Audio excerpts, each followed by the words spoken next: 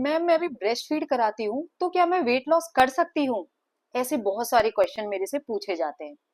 बिल्कुल कर सकते हैं। आप ब्रेस्ट फीड के साथ भी वेट लॉस कर सकते हैं।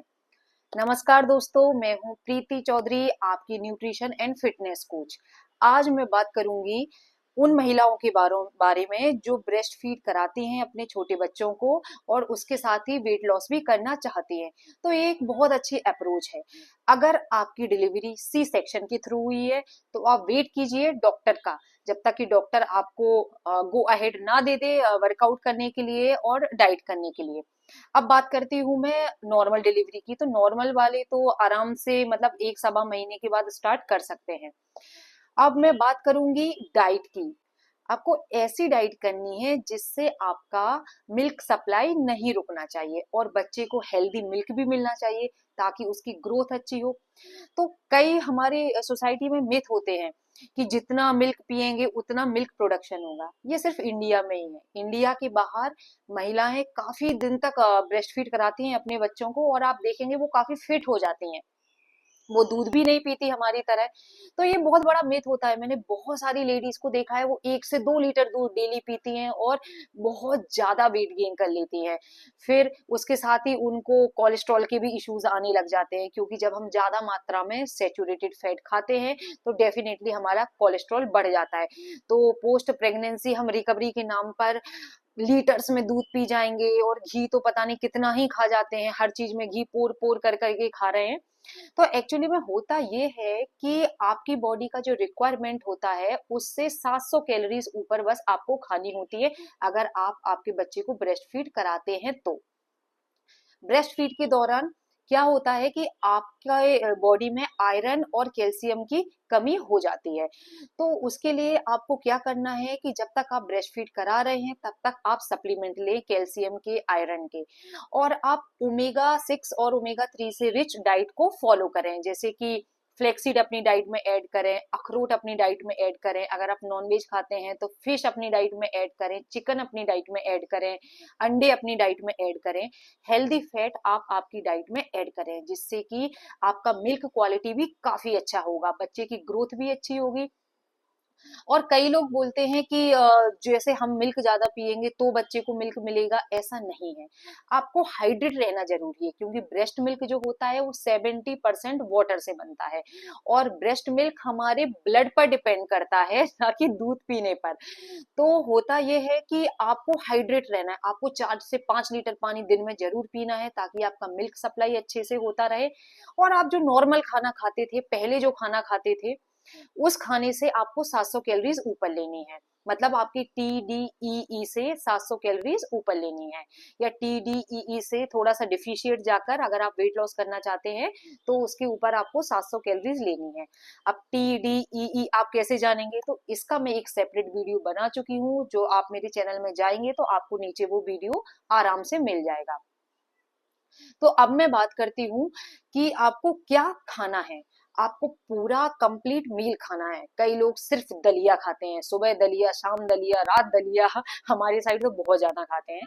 तो वैसा नहीं करना है। आपको आपकी डाइट में हरी सब्जियां ऐड करना है, फाइबर्स ऐड करने हैं, प्रोटीन ज्यादा से ज्यादा ऐड करना है। प्रोटीन जो रहता है उसको आपको आपके बॉडी वेट के अकॉर्डिंग 20 ग्राम एक्स्ट्रा डेली बेसिस पे ऐड करना है।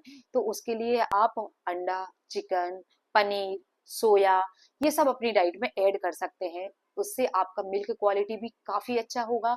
बच्चे को जो मिल्क मिलेगा वो उसकी ग्रोथ के लिए काफी अच्छा होगा।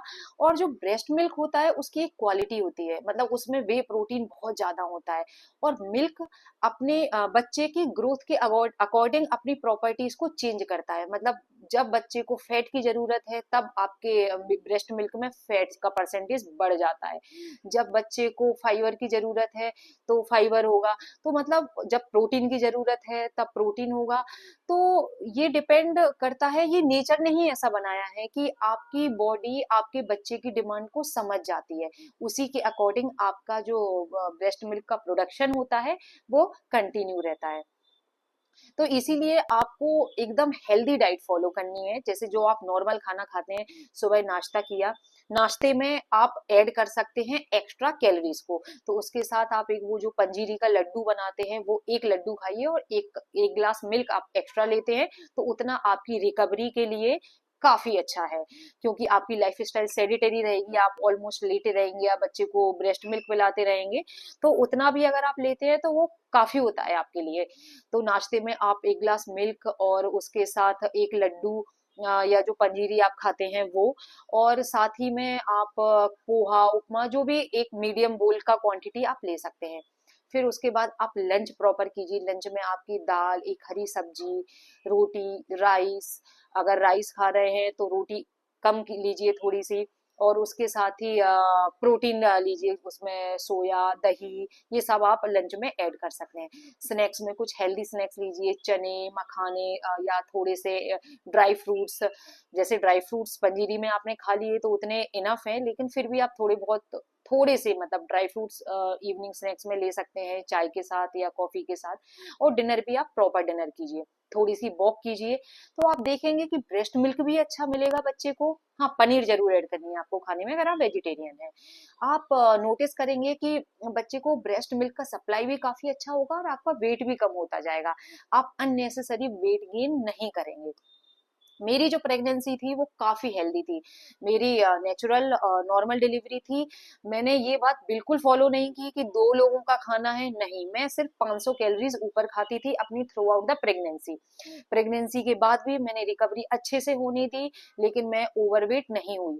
क्योंकि कई लोगों को देखा है मैंने, 25 से 30 किलो गेन हो जाता है उनका, प्रेगनेंसी में उतना नहीं होता, लेकिन उसके बाद जब वो ब्रेस्ट फीड कराते हैं तो वो काफी मात्रा में वेट गेन कर लेते हैं। उनका वेट गेन काफी ज्यादा हो जाता है सिर्फ और सिर्फ अनहेल्दी ईटिंग के कारण।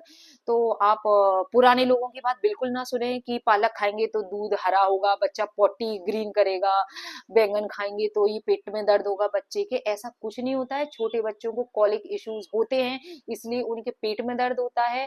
और कई बच्चे लैक्टोज इंटॉलरेंस होते हैं, तो इसीलिए भी वो दूध निकालते हैं बार बार और उनको पेट में दर्द होता है। तो उनको बर्पिंग अच्छे से कराइए आप, वो आपको काफी हेल्प मिलेगा। आप आपका मील पूरा न्यूट्रिशियस रखिए, और ट्राई कीजिए कि सप्लीमेंट जरूर लें, जिसमें कि आयरन और ओमेगा 3, और उसके साथ ही कैल्शियम आपका आपकी डाइट में होना ही चाहिए। 6 मंथ का जब आपका बच्चा हो जाए तो एक ब्लड टेस्ट कराइए, सारे विटामिन को, मिनरल्स को टेस्ट कराइए, और हाइड्रेट रहिए। आई होप आपको ये ब्लॉग पसंद आया होगा। अगर आपको ये वीडियो पसंद आए तो मुझे सब्सक्राइब जरूर कीजिए, और ऐसे ही इंफॉर्मेटिव वीडियोस के लिए मेरे साथ बने रहिए। और जल्दी ही मैं अपने लाइव वर्कआउट सेशन चालू करने वाली हूँ, उसका डिटेल मैं जरूर दे दूंगी।